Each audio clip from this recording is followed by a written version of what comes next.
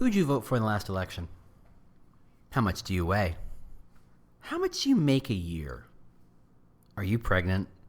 These and other questions are the questions we've all been trained to never, ever, ever ask. These are the painful questions. These are uncomfortable questions. These are the questions that really, it's uncouth to even ask them, so don't even bother. Even if you wanted to know the answer, even if you're willing to do something with that answer, we do not ask those questions.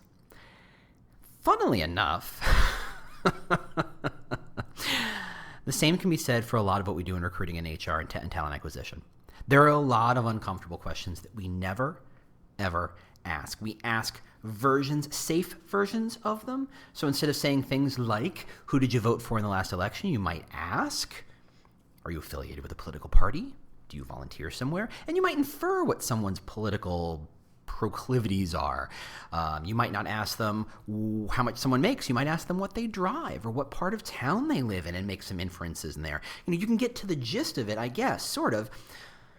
But you avoid those uncomfortable questions. You avoid those painful questions. Well, today, I'm going to ask some very, very painful questions. It's going to be bad. It's going to be giving a vaccine to a 4-year-old level of painful, screaming unpleasantness, and you're going to love it. At least I hope you do. I mean, what do I know? We'll be right back. Welcome to the Talent Cast, the world's most caffeinated employer brand and recruiting podcast. I'm your host, James Ellis. Thanks so much for listening. If this is your first time for joining in, we do things a little differently. We try and do deep dives. There's not a lot of interviews here. There's not a lot of news here. This is about how do we get smarter and better. And that means how do I get you smarter and better? How do I get you to think about these problems at a deeper level so that you can solve them and look like a genius to your boss? If this isn't the first time you've been here, thanks so much for returning. Feel free to share with your friends, your coworkers, your boss. I don't know. We really do appreciate that. All right, let's get into it. Hey, how you doing? James Ellis here. Recording this a little early. I get to go to Boston for Transform. So by the time you hear this, I'm already home and I've started my new gig. So at Universum. So there you go. Like I said, as I said last time, hopefully I don't see how the new gig changes anything I do here. I still want to give as much, okay, let's call it insight maybe. Maybe I'm puffing my own horn there a bit too much, but let's have deeper conversations than the standard ones you usually get. That's really what it's here for. So as always, feel free to contact me, to just ping me, to ask questions, to complain, to argue, to whatever. You can always find me at The War for Talent, or you can find me on email or LinkedIn or all those good places. And frankly, I want to be super clear about this. I love it when you share this stuff. So if there's a talent acquisition leader or TA or HR leader or CHRO rather, you think should be listening to stuff, share it. I really love to get shared. So there you go. So otherwise, let's see. Oh yeah, RecFest in London. Yeah, that's happening next month. Social recruiting strategies in Philly in August. In talks to talk to somebody in October in New York. So we'll figure that out. But yeah, so stuff. So let's get to the painful questions. So I've tried to capture some of the painful questions I think about. And I am, as you all know by now, or should, I am a deeply bitter, cynical, black-hearted, black-souled individual. I don't believe anything anybody says. I am a broken human being. But you like me anyway. I put a good face on it, right? I'm not too bad, I guess, usually in small doses in these podcast type levels. But one of the things that is wrong with my brain, or amazing in my brain, depending on how you look at it, is that no commercial, no meeting, no memo can come out before I start immediately trying to break it down for the hidden, unstated messages. Like I said, I am deeply cynical, but we're going to use that to your advantage. So I came up with some questions that I always thought, this is the version of the question we really want to ask, but we knew in a million years our HR leaders, our CHROs, or CEOs would never, ever let us use it, would never ask that question. It is way too impolite. It is too painful. Too many organizations, especially connected to HR, it's much better to simply ask the safe questions, to ask the questions to ask questions in versions that give positive responses, right? We've all seen those surveys where it's like, scale of 1 to 5, how much do you like working here? And you're like, just the way you frame that question. Do you ever see the question on a scale of 1 to 5, how much do you hate working here? Scale to 1 to 5, how much can you not roll yourself out of bed Monday morning? How long a pep talk do you have to give yourself before you finally crawl out of bed and realize, I have to go to work? That's a painful question. At least that's a painful version of the how much do you like working here questions. And I think too much we try to, we're self-interested human beings. We're all jerks and bastards and all that good stuff. And we want the good answers. We want to show our bosses, look, I know sometimes it feels like morale is a problem, but look, the data says it's not. And it's so easy to make the data say what you want it to say. There's so many easy ways to make the questions spin the answers the way you want it to do. So I wanted to focus on the knife to the gut level questions, oh God, I think that hurts, I felt that one, that kind of questions. And we're going to start with the hardest one I know because, again, cynical. I'm a jerk. Anyway, let's start with this. I mean, this is very EB and recruiting focused because let's be honest. When people look for a job and they look for all available information about your company, your job, your roles, and even when they go down the rabbit hole of Glassdoor and Google and look for, and find the friend who works there and or a friend of a friend and buy them a coffee and say, what's it really like and what's the worst part? No matter how much research you do, you kind of walk into every new job blind. You kind of go, yeah, this could go horribly or this could be amazing. This could be a dream job or this could be a nightmare. And you just don't know. You just don't know. There's so many variables. There's so many. And let's be fair, one of those variables is you, or at least as the new employee. I'm starting a new job, and as amazing as this company may or may not be, it's amazing because of how I come to it. It's amazing because of what I bring to it. It's amazing because it fits with how I process it. Or doesn't, and I don't have any way of knowing that until I walk in the door and figure it out for myself. No matter what I do, even a big company, small company, public company, private company, doesn't matter, there's not enough information for me to make a real decision. It's almost impossible. You know who has enough information to make a decision? Someone who's already made that decision. So the question you should be asking everybody who works there, everybody, and I mean everybody, anybody who's been there at least, let's call it 3 months, and I think realistically 6 months. The question is, knowing what you know now, would you still take this job? Oh, that one hurt. That one stung, right? Because ultimately, there's no kind of glossing it over. They've seen the stuff, the good, the bad, and the seriously ugly. They know what's really going on with this job. They know where the bosses are great and where the bosses just are atrocious. They understand where the politics really live. There is no illusions at this point. They know what this job is and what it entails. And on some level, depending on how long they've been there, they may think they understand how to move ahead.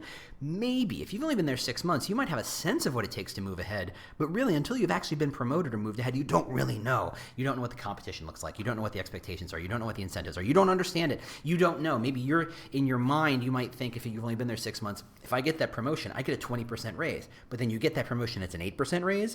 And it's like, oh, now you really know. Now there's really no illusions about that. Ask every employee, knowing what you know now, would you still take this job? Make a yes or no question. Do not give them wiggle room. Do not give them any kind of hedging gray spaces. Just ask the question. This is the punch to the kidneys of employer brand recruiting questions. How positive is the work experience really? I mean, really.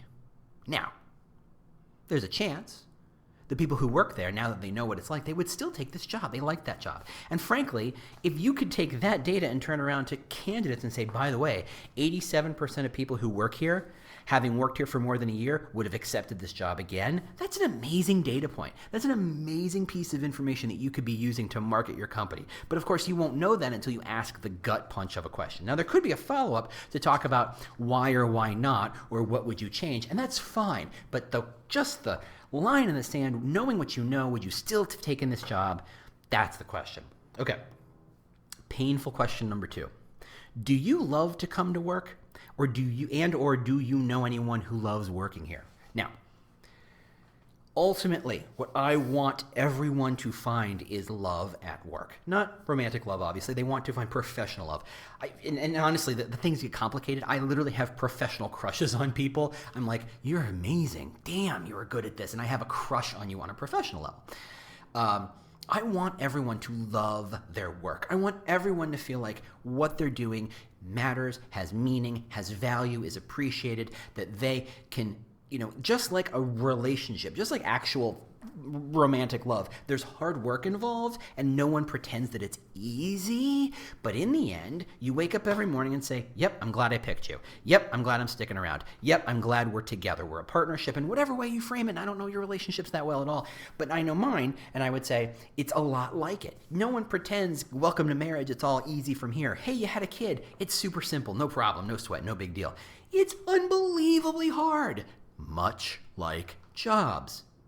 So you can still say, I love my job and I love working here, even if it's hard, even if it's not always pleasant, even if there are problems with it, even if there are issues with it, you can still love your job. And frankly, I want all of us in the sound of my voice and the sound of this podcast to raise the bar on our jobs to say, how do we get people to love this job? Because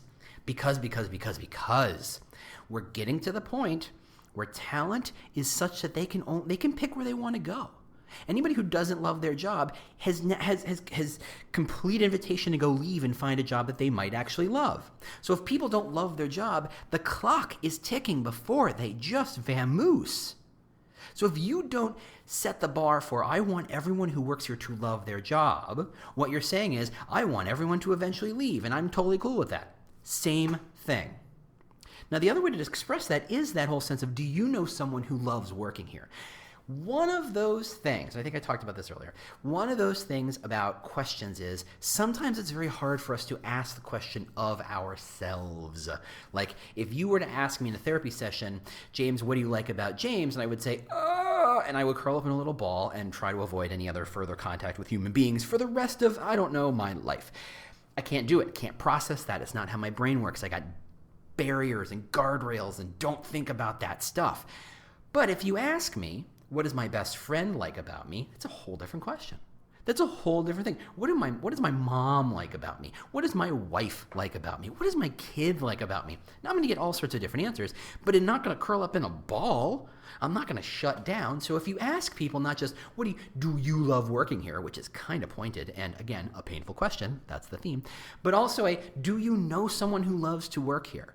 Is there at least the sense that some people can find real deep satisfaction and meaning in their job? And if you can't, if everybody says, I don't know anybody who loves working here, oh boy, lock the doors because the exits are going to get slammed. It's going to be bad. But that's a painful question. And these are questions most people do not actually want the answers to. They just want to know that they score a 7.2 on a 10-point scale of overall morale. How much do you not hate working here? Meh. That's what they want to know. They just want to know that you're going to stick around another couple of days or a couple months or maybe even a whole year. Okay, next question. And this one is one I've used before informally, and that is, let me start it this way. Let me not ask the question. Let me set the stage. Every company, or at least the leadership of companies, that is people who think about employer brand as a concept usually, or people who hire consultants about employer brand, knows what the mission of the company is. Why? Because they were usually involved in the crafting of it on some level. And communicating that mission out to candidates is part of their job. They're incentivized to know the mission. And because they are perpetually every day, 24/7 surrounded by that mission, and they always have the knowledge of the mission in their heads, they occasionally presume, and I mean occasionally, I mean like everybody all the time, that everybody else knows the mission. And I've played this game where I did a huge survey of a company. I said, do you know the mission of this company? And if so, what is it? And just watching people go, because they get embarrassed. Oh, they get so embarrassed because they think they should know. And maybe they were told that one time. And they're trying to remember real hard as to what was said. Was it something about doing good work? Maybe? I don't remember. And they get real sheepish. They get real embarrassed. So asking the company, asking the individual staff members, do you know what the mission of this company is? Yes or no, and prove it by stating it, that's a painful question. Most people don't think that's going to be a painful question, but it takes about 3 times you ask that question before leadership realizes, please stop asking that question. That makes my stomach hurt. That makes me uncomfortable. I don't want to know how badly we've not communicated this mission out. The fact that we made the posters, the fact that we put it in an email, the fact that it's on our CEO's subject or email signature. Yeah, I know. I guess it's not enough. People are not absorbing it. Oh, that sucks. But there's a corollary to that, and it's an unusual corollary. And that is, if you ask the question, what's the company's mission? The next question might be, what's your mission? Now, the silence that will follow that question will be insane, will be brutal. And you might say, well, how is that painful? I don't care if they have a mission or not. Well, actually, you should. You should care a lot. People who have meaning, who have found meaning in their work, tend to be better employees. They tend to stick around. They tend to care. You've all seen that LinkedIn meme, if LinkedIn can say to have memes, and I think they do, that the people who stop care, you don't push people around to get to the point where they stop caring. That to me is such a big cry for help. We've talked about that stuff. But if people have a mission, they care in the face of hard work, in the face of adversity, in the face of unpleasant working conditions, in the face of lowered expectations from the business down the road. When your business has a bad quarter or a bad month, and everybody's like, "Oh man, we gotta hunker down and fix this," the people who have a sense of mission as to why they do this are the ones who actually hunker down. The people who don't are the ones who go, "Who cares? It's not like it's going to fix anything," and they tend to drag their heels or at least slow everybody down. The companies who can pivot, who can fix, who can change are filled with people who have real purpose in why they do what they do. They have their own personal mission. I've talked about my mission on this podcast, and I want to make people smarter to think about how to re-evolutionize and rethink and reinvent the concept of hiring from the ground up using employer brand as kind of the wedge. I've talked about that here or there. It's in my newsletter. I bring it up. I try to bring it up because I want to remind everybody and myself what my mission is, right? That's really what it's about, because if you have a mission, you do better work. You show up. You do the painful stuff. I've said the joke about 2 people building a wall. Somebody walks by and said, "What are you building?" "I'm building a wall." "What are you building?" "I'm building a cathedral." The person who thinks they're building a cathedral is building a better wall.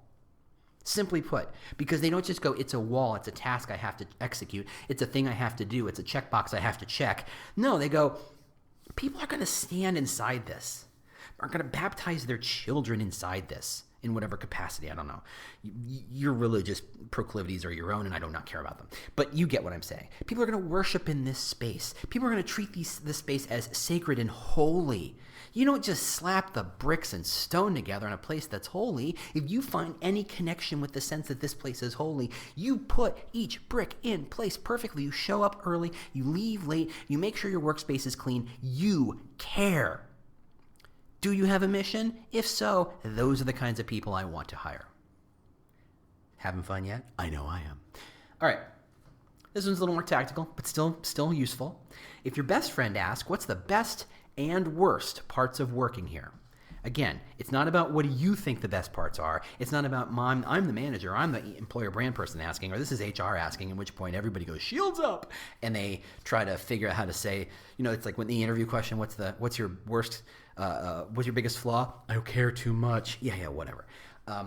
They lie, they spin. But if you say, look, if your best friend asked, what would you tell them? It helps them step out of the conversation with you or the form or the survey you've put this question in and say, okay, if my friend Sue asked me what it's like, and I don't actually think I know many Sues, because if I said to my best friend Merritt, you'd be like, how do you have a best friend named Merritt? And I would say it's a very long conversation, but it's true. She also does not listen to this podcast. Hey, how you doing, Merritt? Anyway, if Merritt asked me what the best and worst part of working here is, I would have to inherently answer much more honestly. And because I'm answering to a human being, a specific, not a broad generalization, I understand what Merritt likes. I understand what Merritt cares about. I can actually focus my energies in answering this question on Merritt. Right? See, now you want me to go back to Sue, don't you? I kind of do too, but I'm not gonna. I'm stuck here. So ask the question. If your best friend asked, what is the best part of working here and what is the worst part of working here? You want to uncover the problems? That is a good way. I have another way down the list here. I've actually written notes.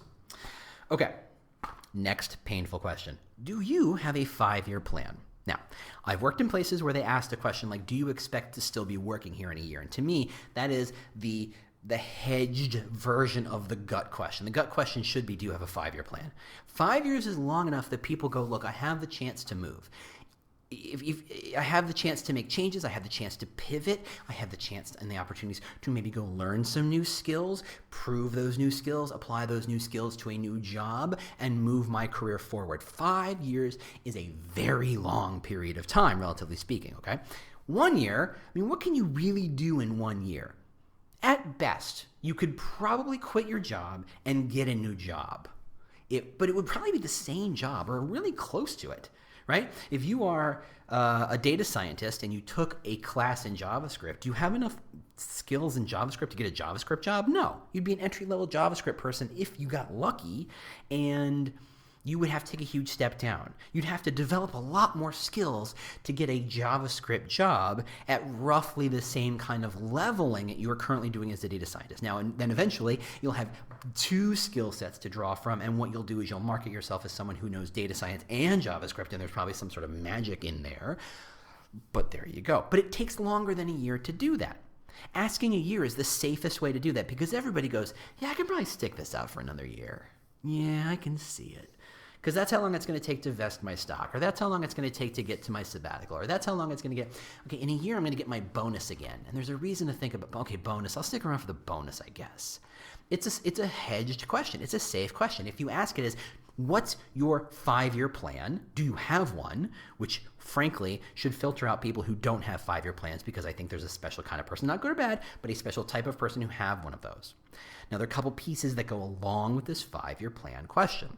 The first of which is, if you have a 5-year plan, do you think this company supports that plan? So if you're in data science and you're looking to JavaScript, do you think your company will pay for education, pay for some training, pay for some books, pay for some seminars, pay for some e-learning, pay for some whatever the hell to help you learn these skill sets to evolve your career along your 5-year plan? That is a gut punch of a question. Because it doesn't just mean, yeah, and I know some people in talent development, so I'm not trying to beat them up, but I'm going to beat them up a little bit apparently. But to say, yeah, we're going to offer you some management training, which is effectively like most management training I see is always like, hey, you know that manager you hate? Don't do that, right? I mean, that's the gist of most management training. It's just, it extends over 5 or 6 days, at a time. But do they actually want to develop a skill, a hard skill? Because soft skills are the sort of thing you can train for quickly, but you can't prove that they stuck, right? It's very hard to measure the value of a soft skill you learned in a 3-day class, right? How to give better feedback is a 3-day seminar you can take. It's a great soft skill, and if you do it really well, you are insanely more effective, obviously, but I don't think you can actually learn it in 3 days. I really don't. And there's no way of proving that you did or did not learn it. If you slept through the whole 3-day class of a soft skills class, I can't prove that you did or didn't learn it. If you went to a 3-day hard skill class, you might have learned something. And I can test whether you learned something. That's something that talent development usually, and I'm painting with a broad brush, I apologize, doesn't think of. And that's where the rubber meets the road. If you have a 5-year plan, will your company support it? Will the company help you go? Will they help you get the MBA? Will they help you get the master's in information science? Will they help you take that class? Will they help buy those books? Will they help whatever it is? Will they give you some of your time to go hang out with that other team already doing it so you could absorb via osmosis and learn through hands-on without giving up the job you already have? Does your company do that? No? Guess what? Tick, tick, tick, that person's on their way out. Because the last part of that question is, do you actually expect to be here in 5 years? Now that is a deeply loaded question. Deeply loaded question. Let me tell you why. First off, will this company even be here in 5 years? That says as much about what that person thinks about the potential success of the company as an entity as it does about how much they like working there, right? I mean, even if you're Ford, even if you're Google, at some point you say 5 years is an awfully long time. Do I think this company will be around? If that company will be around, do I think I will be a part of it? Do I see my career path growing? Do I see how the company supports my 5-year plan to get to where I want to be? Whether it's a promotion, whether it's to promotion, whether it's leadership, whether it's management, whether it's extra skills, whether it's opportunities and the kind of work I get to do, whatever it is, do I think I'm going to be here? Again, it's easy to ask the 1-year version of that because it's safe. It takes a lot of work to leave a job. There's a bonus involved. You're giving it up. You don't want to do that. Yeah, I guess I'll stick it out. 5 years? Good Lord, that's a lifetime. Yeah, I better freaking love this company if I think I'm going to be here for 5 years. Oh my goodness. That's a hard and painful question. All right, there's 2 more left, I think. Yeah. Ooh, boy. Okay. These are taking a turn, but this next one is very awkward. And this ties back to one of the ones we talked about before. And this one is, have you ever felt embarrassed to say you work here? And if so, why and when? Or when and why? Now, this question is like the Pandora's box of questions, because once you open this, once you crack the seal, all hell will break loose. You think the people at Uber 2 years ago asked that question? Is there any reason you could be embarrassed for working here? Of course not. Because they knew. Because they knew it was a boys' club. Because they knew it was brotacular. Because they knew sexual harassment was rampant. They knew on some level. And if you know the answer is going to be, it's gonna suck, you do everything you can. You do yoga to bend around, keep from asking these questions. Right? If your CEO is a little sexist or a little racist or just happens to be a total freaking jerk, right? You all kind of know it, but you never talk about it. But here you're asking the question, have you ever been embarrassed to say, meaning to publicly announce to someone that you work for work for this company? If so, why and when? Was it a specific time? Was it circumstantial? Was it at the time your company was undergoing some sort of recall and you were in the news? Was it because you just fired someone? Is it because, and this is a true story, you just published your job posting and it says Caucasians preferred? Is it because at your corporate office someone left a noose on the desk of a black African-American employee? Yikes, you better be embarrassed as hell to say you work at those companies. I won't even name the names, but you can look them up. Okay.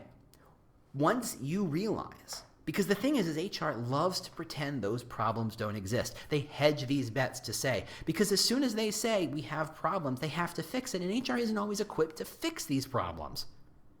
Right? If you say, I don't think people of different genders or people of different ethnicities or people of different sexualities have an equal shot at working here, that's a broad generalization and no one can fix that. But if you say, yeah, I was really embarrassed, I was so embarrassed I would not tell anybody I worked at this company because it was Pride Month and because they said this thing. Okay, there you go. Now you know. And this is the goal of a painful question, is to make you feel pain, to make the asker and the leadership to feel the pain such that they actually do something about it, right? If you're trying to lose weight and you don't feel bad about the fact that you're chubby, guess what? You're never losing the weight. But the second you feel bad about it, the second you feel the pain, whether it's you don't like the clothes you wear, or you can't get a date, or you feel like a slob and you hate yourself, or whatever it is, until you feel the pain, you don't change. And HR tends to ask the questions in such that it never has to feel the pain. And the job here is to make you feel the pain, right? Have you ever been embarrassed to say you work here? If so, when and why? Get the details. Now, it may or may not provide the level of detail to tell you exactly how to fix it, but it makes sure shooting that you know lots of people think this is a sexist organization. Lots of people think we treat gay people poorly. Lots of people think there's a level of racism inherent in the company. And there's so many ways that HR tends to look at these questions to try and keep from making this painful. For example, here's a great one. This just happened last month or 2 months ago. It was National Women's Month or Women's History Month or whatever it was. And every company and their dog talked about how much they appreciate women, to which the question is, oh yeah? What's your maternal leave policy like? Oh, it's just the legal limit of what the law forces you to do? Great, you clearly care about women. right? That's a painful question. That's a painful way to reframe these things. Marketing, employer brand, however you want to frame it, wants to spin these positions and spin these comments and these ideas to be as polished and friendly as humanly possible. And my job in this podcast is to put it up against a painful question to force you to go, oh crap, maybe that's just bullshit. Got it. Noted. Got it. Right? It's Pride Month. It's June. It's Pride Month. Your company may or may not be doing something. They may or may not have changed their logo to put a rainbow in it. Good for you. That's fantastic, I guess, for all the work that you went into doing that. But would a gay person say they feel completely equal, that they have every opportunity that everybody else does?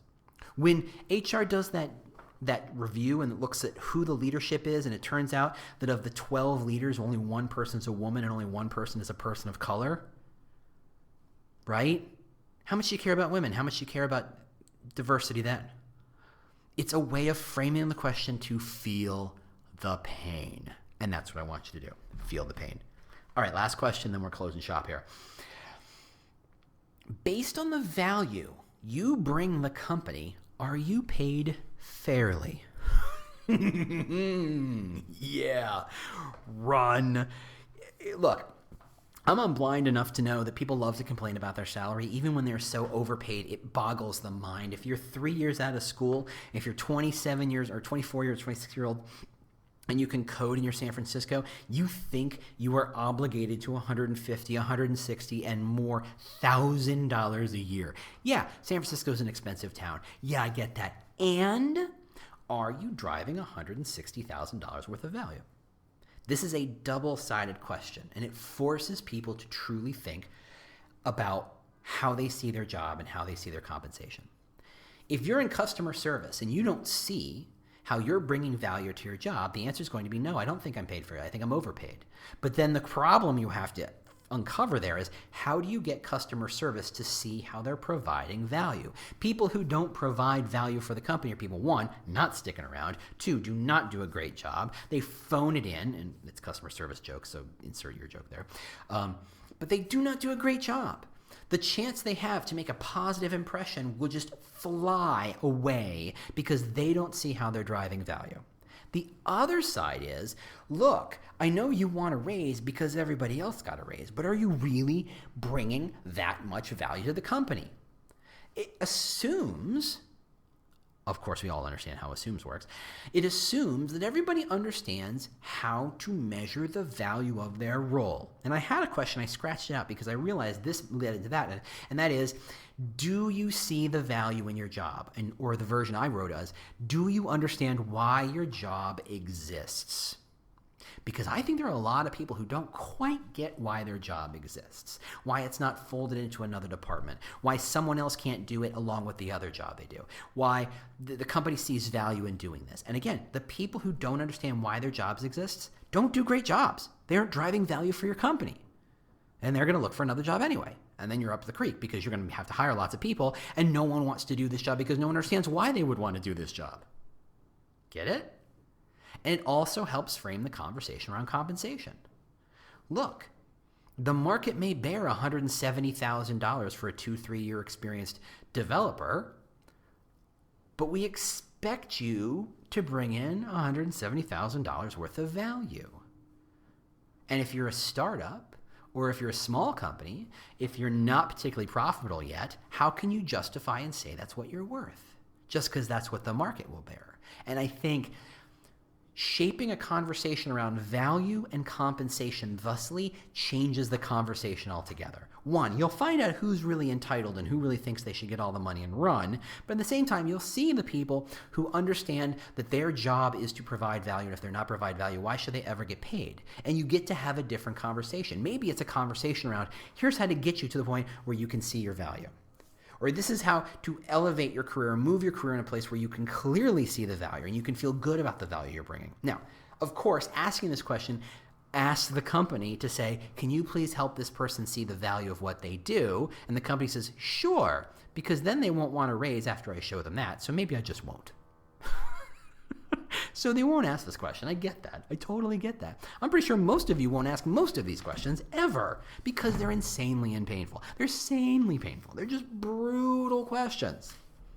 So those are the questions I had. If you have other examples of other good questions you should ask, send them to me. I would love to do a follow-up in a couple of weeks to talk about the other questions you guys come up with that are just painful and brutal, that force leadership, that force leaders, that force whoever's in charge to make a real change and not just pay lip service to change. Because that's really what this is all about. How do we make people feel so bad that they finally make the change happen?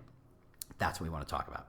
All right. Thanks so much for listening. As always, keep sharing the podcast. Keep talking about it. I appreciate it. If you find me at any conference or convention or wherever the heck, and you say, I like the podcast, congratulations, you get to get a sticker, a limited edition sticker. Enjoy, right? It's amazing. You can stick it on a notebook or an actual book that's a note. Whatever you want. It's up to you. Thanks so much for listening. I'll talk to you next week. Bye. Well, the music means you've made it to the end of another episode of the Talent Cast. If this was useful to you, do not keep it a secret. Share it with your team. Share it with your boss. Share it with your networks. I don't know. Share it with your mom. If you have questions you'd like me to answer on a future show or just, general ideas about how to make this thing better, just ping me on Twitter. I'm at The War for Talent, at The War for Talent. Thanks so much for listening, and we'll see you next week. Bye.